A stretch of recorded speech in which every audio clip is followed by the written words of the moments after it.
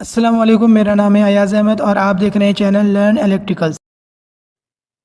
आज की इस वीडियो में हम ऐसा सर्किट बनाएंगे जिसकी मदद से हम कोई भी इलेक्ट्रॉनिक इक्विपमेंट जो 0 से 12 वोल्ट पे ऑपरेट होते हैं वो हम बआसानी उससे ऑपरेट करा सकते हैं। चाहे हमारा कोई भी इक्विपमेंट इलेक्ट्रॉनिक इक्विपमेंट 4 वोल्ट का हो या 6 वोल्ट का हो या 9 वोल्ट का हो, तो हम इस सर्किट से बआसानी हम ऑपरेट कर सकते हैं।